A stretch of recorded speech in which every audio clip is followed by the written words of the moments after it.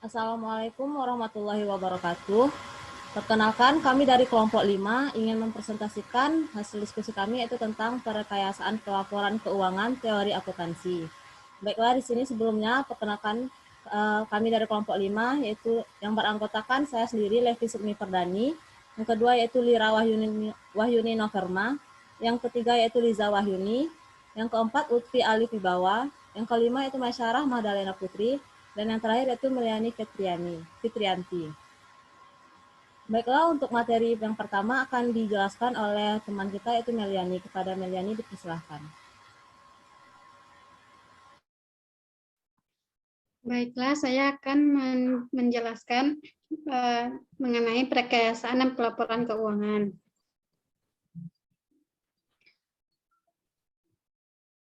Teori akuntansi dimaknai sebagai penalaran logis. Oleh karena itu, akuntansi didefinisikan secara luas sebagai perangkat pengetahuan yang mempelajari perekayasaan penyediaan jasa secara nasional berupa informasi keuangan yang kuantitatif, organisasi dalam lingkungan negara tertentu, dan cara penyampaian informasi tersebut kepada pihak yang berkepentingan untuk dijadikan dasar dalam pengambilan suatu keputusan ekonomi. Wujud dari aplikasi ini yaitu terciptanya suatu mekanisme pelaporan keuangan nasional dengan unit organisasi bisnis, non-bisnis, dan kepemerintahan dalam suatu negara menyediakan dana dan penyampaian informasi keuangan kepada para pengambilan keputusan yang dianggap dominan dan berpengaruh dalam pencapaian tujuan negara yang ekonomi dan sosial. Selanjutnya yaitu ada proses perekayasaan. Pelaporan keuangan yaitu struktur dan proses akuntansi yang menggambarkan bagaimana informasi keuangan disediakan dan dilaporkan untuk mencapai tujuan ekonomi dan sosial. Proses akuntansi dalam pelaporan keuangan yaitu tentang bagaimana pihak dan sarana pelaporan bekerja dan saling berinteraksi sehingga menghasilkan informasi keuangan yang diwujudkan dalam bentuk laporan untuk menentukan kewajaran statement keuangan. Perekayasaan akuntansi adalah proses pemikiran logis serta objektif untuk membangun struktur dan mekanisme pelaporan keuangan dalam suatu negara untuk mencapai tujuan. Selanjutnya yaitu ada gambaran proses perekayasaan pelaporan di mana tujuan ekonomi itu menghasilkan tujuan pelaporan keuangan yang menyediakan informasi keuangan untuk dasar pengambilan suatu keputusan yang ekonomi dan sosial, sehingga adanya proses pertimbangan seperti konsep dasar apa yang relevan, siapa subjek pelaporan atau entitas pelapor, siapa yang tuju oleh informasi apa yang dilaporkan, dan simbol atau elemen apa yang digunakan untuk melaporkan, sehingga terjadilah rangka konseptual dan media pelaporan sehingga menghasilkan suatu informasi akuntansi. Selanjutnya yaitu ada perekayasaan sebagai proses deduktif. Proses perekayasaan untuk menghasilkan rangka teoristis yaitu ada 8. Yang pertama, penyataan postulat, di mana di sini yaitu menggambarkan karakteristik unit-unit usaha, entitas pelapor, dan lingkungannya. Yang kedua yaitu pernyataan tentang tujuan pelapor. Pernyataan tujuan pelapor keuangan yang turunkan dari pernyataan postulat tersebut. Yang ketiga yaitu ada evaluasi kebutuhan informasi oleh pihak yang dituju. Di sini tentang menggambarkan kebutuhan informasi yang pihak dituju dan kemampuan pemakai untuk memahami, menginterpretasi, dan menganalisis informasi yang disajikan. Yang keempat ada penentuan dan pemilihan tentang apa yang harus dilaporkan. Yang kelima ada evaluasi tentang pengukuran dan penyajian untuk menyampaikan informasi. Di sini menggambarkan untuk menginformasikan tentang perusahaan dan lingkungannya. Selanjutnya ada penentuan kendala-kendala pengukuran. Pengukuran dan evaluasi terhadap kendala-kendala pengukuran ini dan deskripsi unit usaha untuk lingkungannya. Yang ketujuh ada pengembangan penyusunan pernyataan umum dalam bentuk dokumen. Dalam proses teori stesen nomor 7 ini dapat dituangkan dalam bentuk suatu dokumen yang resmi menjadi pedoman umum dalam penyusunan standar akuntansi. Yang kedelapan, adanya penetapan standar akuntansi dan perancangan sistem akuntansi dalam rangka penerapan standar.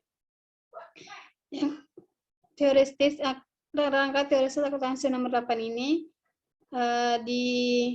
digunakan untuk menciptakan, menangkap, mengolah, meringkas, dan menyajikan informasi sesuai dengan standar atau prinsip akuntansi berterima umum. Selanjutnya ada proses saksama. Dalam proses saksama ini ada beberapa penyusunan yang dilaksanakan oleh FASB, yang itu pertama mengevaluasi masalah. Dalam tahap ini, FASB mengidentifikasi masalah akuntansi dan pelaporan. Jika memenuhi kriteria untuk ditindaklanjuti dalam bentuk standar, masalah tersebut dimasukkan dalam agenda persidangan FASB. Selanjutnya ada mengadakan riset dan analisis. Tugas ini biasanya dilakukan oleh staf teknis FASB, dan satuan tugas yang terdiri dari atas ahli di luar FASB yang ditunjuk oleh komisi oleh FASB itu sendiri, sehingga menghasilkan analisis yang akan diterbitkan dalam bentuk laporan riset. Selanjutnya adanya menyusun dan mendistribusikan memorandum diskusi. Setiap pihak yang berkepentingan, memorandum ini berisi analisis terinci semua aspek masalah yang telah disidang pada tingkat awal. Yang keempat, adanya mengadakan dengar pendapat umum. Dalam proses saksama nomor 4 ini digunakan untuk membahas masalah yang akan diungkapkan dalam memorandum diskusi tersebut. Yang kelima, adanya analisis dan pertimbangan tanggapan publik atas memorandum diskusi. Analisis dan pertimbangan ini digunakan untuk dalam diskusi atas memorandum diskusi itu agar pendapat dari pihak manapun bisa ditanggap dengan cara tertulis. Yang keenam yaitu menerbitkan draft awal standar yang diusulkan dengan nama exposure draft atau ID. Menerbitkan draft awal standar ini untuk mendapatkan tanggapan tertulis yang telah dibahas tadi dalam waktu 30 hari setelah adanya penerbitan. Yang delapan yaitu memutuskan atas penerbitan suatu statement keuangan atau tidak. Yang kesembilan yaitu menerbitkan statement yang bersangkutan. Baiklah, itulah presentasi yang dapat saya sampaikan. Saya kembalikan lagi kepada moderator. Terima kasih kepada Bu Yani yang sudah menyampaikan materinya. Selanjutnya untuk materi selanjutnya akan disampaikan oleh Lutfi. Kepada Lutfi dipersilahkan.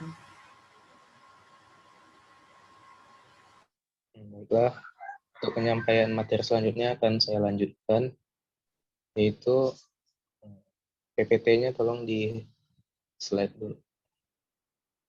Diganti dulu.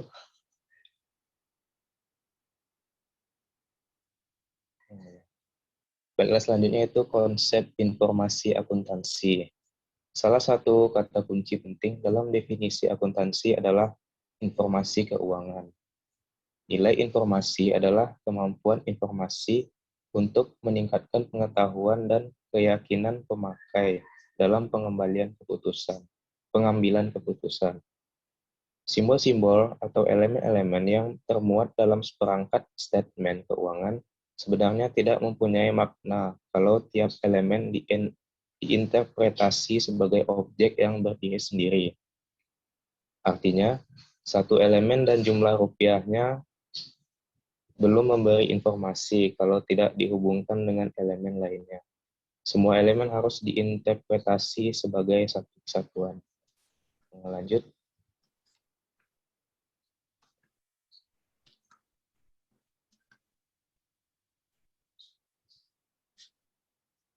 Selanjutnya ada yaitu kerangka konseptual versi FASB. Kerangka konseptual versi FASB adalah beberapa tujuan dan hal mendasar yang saling berkaitan yang membentuk suatu sistem atau kerangka terpadu yang dapat menghasilkan standar akuntansi yang konsisten dan yang menetapkan sifat, fungsi, dan keterbatasan pelaporan keuangan dan statement keuangan. Sasaran dari kerangka konseptualnya yaitu untuk melayani kepentingan publik dengan menyediakan struktur dan haluan pelaporan akuntansi dan keuangan untuk memfasilitasi penyediaan informasi keuangan dan yang berkaitan secara objektif yang bermanfaat dalam membantu bekerjanya pasar modal dan lainnya secara efisien dalam rangka alokasi sumber ekonomik atau langka dalam perekonomian masyarakat atau negara. Manfaat kerangka konseptual, yaitu yang pertama, memberi pengarahan atau pedoman kepada badan yang bertanggung jawab dalam penyusunan standar akuntansi. Yang kedua, acuan dalam memecahkan masalah akuntansi yang dijumpai dalam praktik yang belum diatur dalam standar.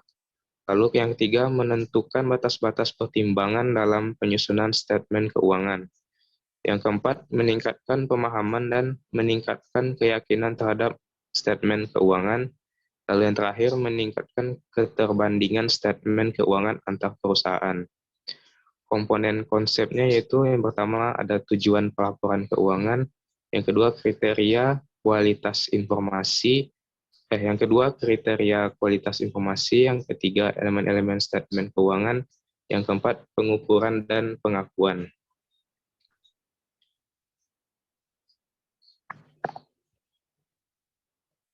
Pelaporan keuangan versi VASB tidak hanya menghasilkan informasi yang dapat dituangkan dalam statement keuangan, tetapi informasi lain yang mengandung kebermanfaatan dalam keputusan.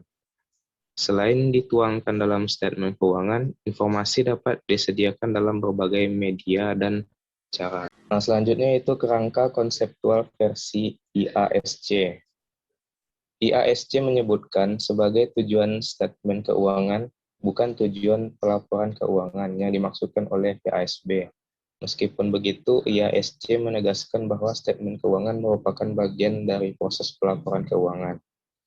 Karena lingkup penerapan standar IASC adalah internasional, karakteristik lingkungan negara menjadi tidak relevan, sehingga IASC tidak lagi menggunakan istilah pelaporan keuangan dalam kerangka konseptual. Lalu aspek kependidikan RK. RK VASB lebih unggul untuk tujuan pendidikan daripada RK IASC. Alasannya, yang pertama, RK VASB menyertakan basis for conclusion atau background information yang berisi deskripsi, argumen, dan penalaran yang rinci untuk setiap konsep yang dipilih. Yang kedua, alasannya, RK VASB mendeskripsikan faktor lingkungan yang menjadi basis pengembangannya, sehingga cukup tepat sebagai model atau teknologi yang dapat dicontoh. Sekian pemaparan materi saya, dikembalikan ke moderator. Terima kasih kepada Lutfi. Materi selanjutnya akan disampaikan oleh Masyarah. Kepada Masyarah dipersilakan. Terima kasih kepada moderator yang telah memberikan kesempatan kepada saya. Baiklah, saya akan melanjutkan materi presentasi kita selanjutnya, yaitu mengenai prinsip akuntansi berterima umum atau PABU. Prinsip akuntansi berterima umum, rangka konseptual harus dijabarkan dalam bentuk standar akuntansi atau accounting standar sebagai pedoman operasional pelaporan tingkat perusahaan. Prinsip akuntansi berterima umum diperlukan sebagai rangka pedoman lebih dari sekedar standar akuntansi untuk menentukan kewajaran penyajian statement keuangan. Lalu prinsip akuntansi berterima umum merupakan rangka pedoman atau disebut juga framework of guideline, membatasi sumber-sumber prinsip akuntansi yang layak dianut berdasarkan keautorisannya.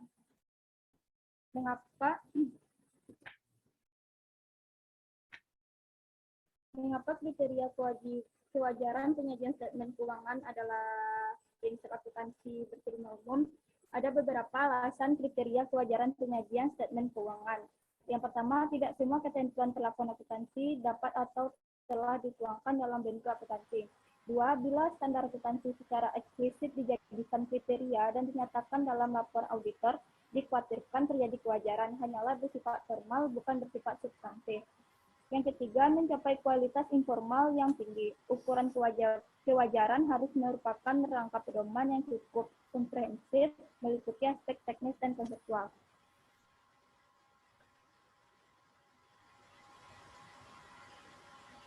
Selanjutnya, materi tentang tiga pengertian penting tentang prinsip akuntansi berterima umum. Yang pertama, prinsip akuntansi adalah segala asumsi, gagasan, konsep, postulat, metode, dan teknik akuntansi yang tersedia secara teoritis atau praktis dan berfungsi sebagai pengetahuan. Yang kedua, standar akuntansi adalah konsep atau prinsip, metode, tekniknya yang dipilih atas dasar rangka konseptual oleh Badan Penyusun Standar untuk diberlakukan dalam suatu negara yang berbentuk dokumen resmi untuk mencapai tujuan pelaporan keuangan. Yang ketiga, yaitu prinsip akuntansi berterima umum adalah suatu rangka pedoman yang terdiri atas standar akuntansi yang didukung berlakunya secara resmi, teoritis, dan praktis. Kaitan antara standar akuntansi, prinsip akuntansi, dan prinsip akuntansi berterima umum.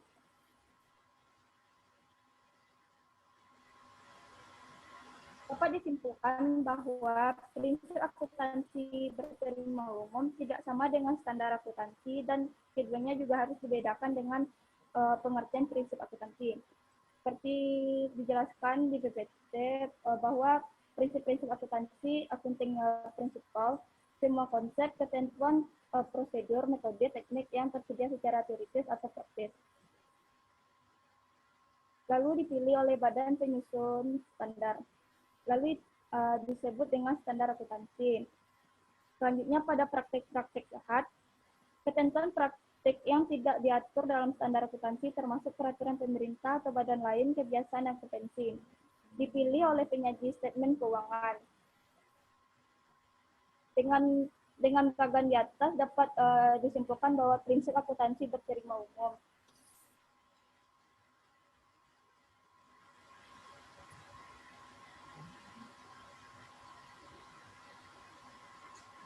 Selanjutnya materi tentang isi tentang PABUT sebagai rangka pedoman. Rangka pedoman ini berisi komponen-komponen yang tersusun secara hierarkis, baik atas dasar tingkat konsensualitas maupun otoritas. Rangka pedoman ini mengalami perkembangan sesuai dengan perkembangan kebutuhan praktik dan profesi. Ada beberapa versi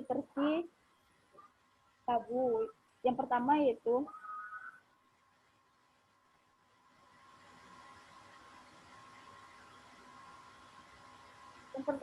prinsip akuntansi berterima umum versi APB, yang mana meletakkan dasar-dasar penting penyusunan dokumen yang sekarang dikenal dengan rangka konseptual. Yang kedua yaitu prinsip akuntansi berterima umum versi Rubin. PABUT ini bukan merupakan satu buku atau dokumen, tetapi lebih merupakan rangka pedoman yang terdiri atas berbagai sumber dan berbagai tingkat keautoritasannya. Yang ketiga yaitu prinsip akuntansi berterima umum versi SAS nomor 69. Yang sebelumnya PABU Rubin di-upgrade menjadi PUBE versi SAS nomor 69.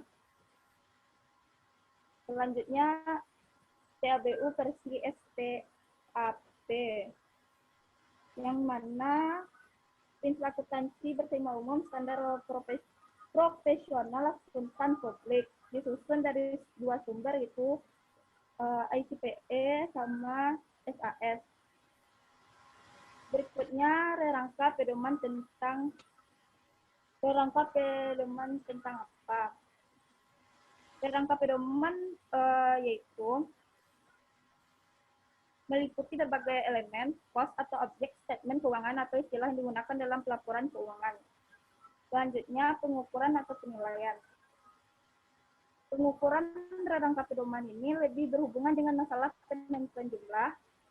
Lalu, pengukuran sering pula disebut dengan penilaian atau valuation.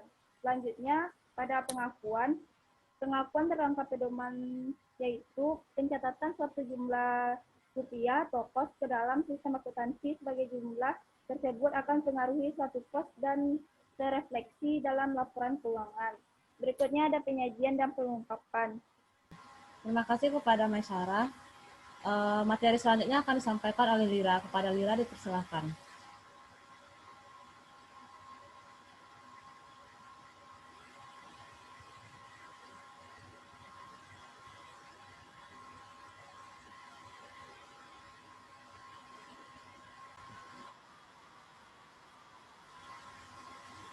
Baiklah, saya akan melanjutkan materi selanjutnya, yaitu tujuan pelaporan keuangan. Tujuan pelaporan keuangan menentukan konsep-konsep dan prinsip yang relevan yang akhirnya menentukan bentuk, isi, dan jenis serta susunan statemen keuangan. Untuk menurunkan tujuan pelaporan keuangan, pihak yang dituju dan kepentingannya harus diidentifikasi dengan jelas, sehingga informasi yang dihasilkan pelaporan keuangan dapat memuaskan kebutuhan informasional pihak yang dituju. Ada dua pendekatan dalam penentuan tujuan penyediaan informasi. Yang pertama, menyediakan informasi untuk sehimpunan pemakai umum yang mempunyai bermacam-macam kepentingan keputusan.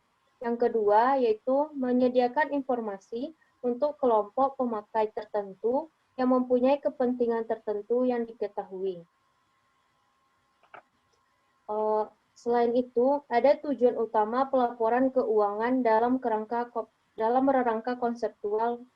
Yang pertama yaitu bertujuan untuk informasi pelaporan keuangan yang digunakan sebagai pembuat keputusan oleh pengguna atau pemakai informasi. Yang kedua, menyediakan informasi. Laporan keuangan harus menyediakan informasi untuk membantu para investor dan kreditor dan pemakai lainnya, baik berjalan maupun potensial, dalam menilai jumlah saat terjadi dan ketidakpastian penerimaan kas mendatang. Yang ketiga, laporan keuangan harus menyediakan informasi tentang sumber daya ekonomi suatu usaha, klaim terhadap sumber-sumber tersebut, dan akibat-akibat dari transaksi, kejadian, dan keadaan yang mengubah sumber daya badan usaha dan klaim terhadap sumber daya tersebut. Yang selanjutnya yaitu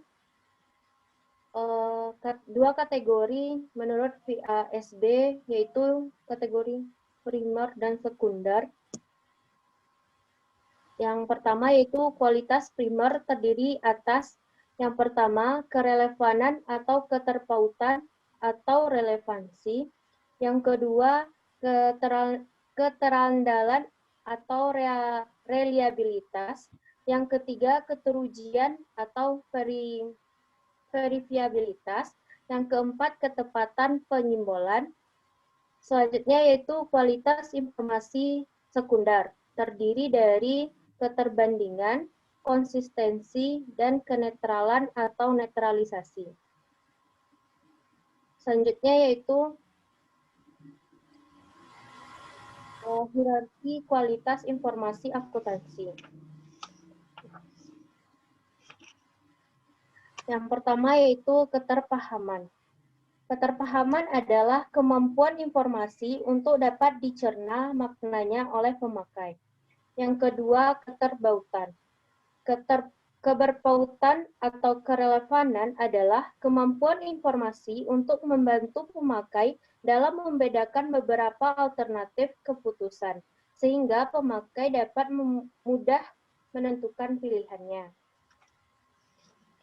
Keterbautan ini terdiri dari tiga. Yang pertama yaitu nilai prediktif. Nilai prediktif adalah kemampuan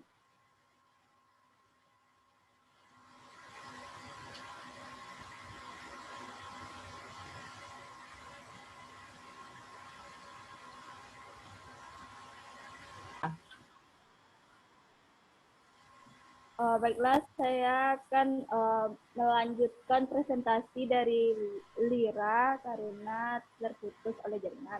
Selanjutnya, yang ketiga adalah keterandalan atau reliability. Keterandalan adalah kemampuan informasi untuk memberi keyakinan bahwa informasi tersebut benar atau valid. Yang keempat, ketepatan penyimbolan atau resepsional faithfulness, yaitu kesesuaian atau kecocokan antara pengukur atau deskripsi dan fenomena yang diukur atau dideskripsi. Yang kelima, keterujian atau variability. Yang keenam, kenetralan atau neutrality. Yang ketujuh, keterbandingan atau comparability atau perbandingan antara unsur tambahan menjadikan informasi yang bermanfaat. Yang kedelapan, materialitas atau materiality. Yang kesembilan, bobot keberpautan dan keterandalan.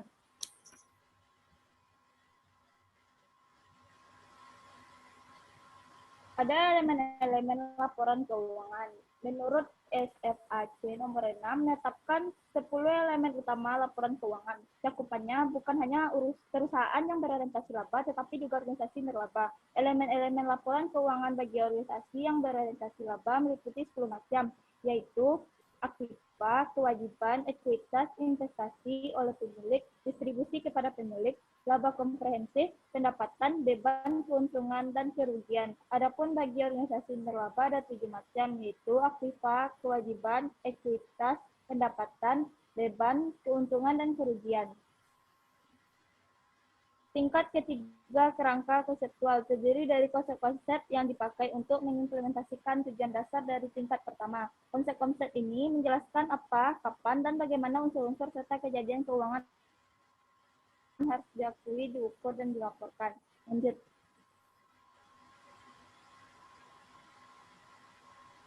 Berikutnya yaitu pengukuran dan pengakuan.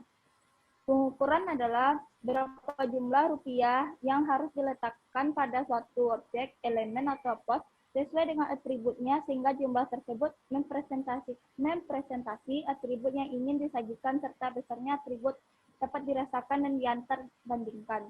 Dalam konteks rangka konseptual, pengukuran lebih diarahkan pada penilaian, yaitu jumlah yang harus disajikan pada statement keuangan. Pengukuran disebut juga dengan penilaian. Selanjutnya, pengakuan. Pengakuan konseptual, penyajian suatu informasi melalui perangkat statement keuangan sebagai ciri sentral pelaporan keuangan diperlukan kriteria umum atau fundamental. Pengakuan teknis, yaitu pencatatan secara resmi penjurnalan suatu jumlah rupiah hasil pengukuran ke dalam sistem akuntansi sehingga jumlah tersebut terrefleksi dalam elemen atau pos bersangkutan. Saya kembalikan kepada moderator. Terima kasih kepada Lira dan Mesara yang telah mendahulukan materi. Untuk materi selanjutnya akan saya sampaikan sendiri, yaitu tentang rangka konseptual SAK atau IFRS. Yang pertama itu tujuan laporan keuangan. Menyediakan informasi yang menyangkut posisi keuangan, kinerja, serta perubahan posisi keuangan suatu perusahaan yang bermanfaat bagi sejumlah besar pemakai dalam pengambilan keputusan ekonomi. Nah, laporan keuangan yang disusun untuk tujuan ini memenuhi kebutuhan bersama sebagian besar pemakai. Namun, laporan keuangan ini tidak menyediakan semua informasi yang mungkin dibutuhkan pemakai dalam pengambilan keputusan ekonomi karena secara umum menggambarkan pengaruh keuangan dari kejadian di masa lalu. Nah, laporan keuangan ini juga menunjukkan apa yang telah dilakukan manajemen ataupun pertanggungjawaban manajemen atas sumber daya yang dipercayakan kepadanya. Pemakai yang ingin menilai apa yang telah dilakukan atau pertanggungjawaban manajemen yang berbuat demikian agar mereka dapat membuat keputusan ekonomi. Nah, keputusan ini mungkin mencakup keputusan untuk menahan maupun menjual investasi mereka dalam perusahaan maupun keputusan dalam mengangkat kembali untuk mengganti manajemen. Selanjutnya yaitu asumsi dasar. Yang pertama yaitu dasar akrual. Untuk mencapai tujuannya, laporan keuangan disusun atas SAR akrual. Dengan dasar ini, pengaruh transaksi dan peristiwa lain diakui pada saat kejadian dan dicatat dalam catatan akuntansi serta dilaporkan dalam laporan keuangan pada periode yang bersangkutan. Nah, laporan keuangan yang disusun atas dasar akrual ini memberikan sebuah informasi kepada pemakai, tidak hanya transaksi masa lalu yang melibatkan penerimaan maupun pembayaran kas, tetapi juga kewajiban pembayaran kas di masa depan. Nah, serta sumber daya yang mempresentasikan kas yang akan diterima di masa depan. Yang kedua yaitu kelangsungan usaha. Laporan keuangan biasanya disusun atas dasar asumsi kelangsungan usaha perusahaan dan akan melanjutkan usaha di masa depan. Oleh karena itu, perusahaan diasumsikan tidak bermaksud berkeinginan mengurangi secara material skala usahanya. Selanjutnya yaitu karakteristik kualitatif yang menentukan manfaat informasi dalam laporan keuangan. Yaitu ada 4 karakteristik. Yang pertama itu dapat dipahami. Nah, kualitas penting informasi yang ditampung dalam laporan keuangan adalah kemudahannya untuk segera dapat dipahami oleh pemakai. Untuk maksud ini, pemakai diasumsikan memiliki pengetahuan yang memadai tentang aktivitas ekonomi dan bisnis akuntansi serta kemauan untuk mempelajari informasi dengan ketekunan yang wajar. Yang kedua itu relevan. Nah, agar bermanfaat, informasi harus relevan untuk memenuhi kebutuhan pemakai dalam proses pengambilan keputusan. Yang ketiga yaitu dapat dibandingkan. Informasi dalam laporan keuangan akan lebih berguna jika dapat dibandingkan dengan laporan keuangan periode sebelumnya atau laporan keuangan entitas pelaporan lain pada umumnya. Dan yang keempat yaitu andal. Informasi memiliki kualitas andal jika bebas dari pengertian yang menyesatkan, kesalahan material, dan dapat diandalkan pemakainya sebagai penyajian yang tulus dan jujur dari yang seharusnya disajikan.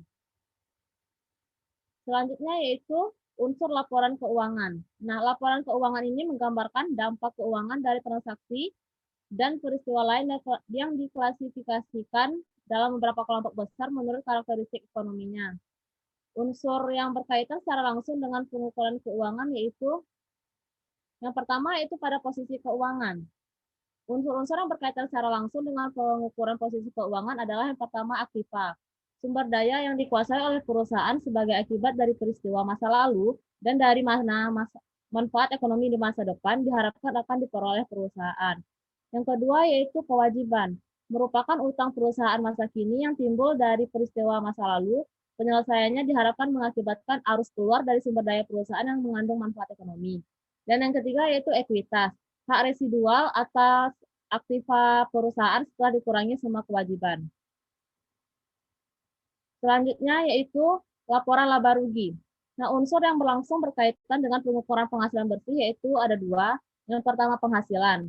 Nah, definisi penghasilan meliputi sebuah pendapatan dan keuntungan, di mana pendapatan timbul dalam aspek pelaksanaan aktivitas perusahaan yang biasa dan dikenal dengan sebutan yang berbeda seperti penjualan, bunga, dividen, dan sewa. Yang kedua yaitu beban. Nah, beban ini mencakup kerugian maupun beban yang timbul dari aktivitas perusahaan yang biasanya. Beban yang timbul dalam pelaksanaan aktivitas perusahaan yang biasa itu tuh meliputi beban pokok penjualan, gaji, dan penyusutan. Beban tersebut biasanya berbentuk arus kas keluar maupun berkurangnya aktiva. Selanjutnya yaitu pengakuan unsur laporan keuangan. Pengakuan merupakan proses pembentukan suatu pos yang memenuhi definisi unsur serta kriteria pengakuan dalam neraca atau laporan laba rugi. Pengakuan dilakukan dengan menyatakan pos tersebut baik dalam kata-kata maupun alam jumlah uang dan mencantumkannya ke dalam neraca maupun laporan laba rugi. Nah, terdapat 4 pos pengakuan dalam unsur laporan keuangan, yaitu yang pertama aset, yang akan diakui ketika dapat perkiraan akan memiliki manfaat ekonomi di masa depan bagi perusahaan. Nah, pos aset ini akan diakui di dalam neraca.